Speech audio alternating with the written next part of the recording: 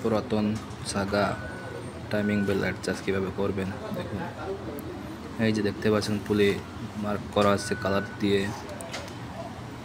এই মার্কের সাথে হেড কভার একটা মার্ক আছে, মার্কের সাথে অ্যাডজাস্ট করতে হবে। দেখুন পুলিতেও মার্ক করা আছে, ওয়া কভারের সাথে মার্ক করা আছে। এটার সাথে এটা অ্যাডজাস্ট করতে হবে। অ্যাডজাস্ট না হলে গাড়ি স্টার্ট হবে না, অবশ্যই আপনাকে অ্যাডজাস্ট করতে হবে। ঠিক সেমভাবে ক্র্যাঙ্কশ্যাফটের টাইমিংটাও অ্যাডজাস্ট করতে হবে। দেখুন পুলি একটি মার্ক আছে, বডিতেও একটি মার্ক করা আছে, মার্কের সাথে অ্যাডজাস্ট করতে হবে।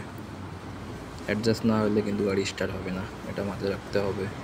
নিচে একটি বিন্দু আছে, বিন্দুর সাথে ওই সামনে একটি মার্ক আছে, মার্কের সাথে অ্যাডজাস্ট করতে হবে। এখানে দুইটা, ওপরে একটা নিচে একটা মার্ক আছে, দুইটাই অ্যাডজাস্ট করতে হবে। অ্যাডজাস্ট না হলে গাড়ি স্টার্ট হবে না, স্টার্ট হইলেও গাড়িতে প্রেশার আসবে না, পাওয়ার আসবে না। এই মার্কগুলোর সাথে অ্যাডজাস্ট করলে গাড়ি স্টার্ট হবে এবং গাড়িতে অনেক পাওয়ার হবে। দেখুন পুরাতন সাগা, পার্সোনা, পারদানা একই রকম টাইমিং মার্ক, পুরাতন গাড়ির একই রকম টাইমিং মার্ক। এটা দেখলে আপনি পুরাতন গাড়ির টাইমিং অ্যাডজাস্ট করতে পারবেন সহজেই। ধন্যবাদ, চ্যানেলটি সাবস্ক্রাইব করে দিন।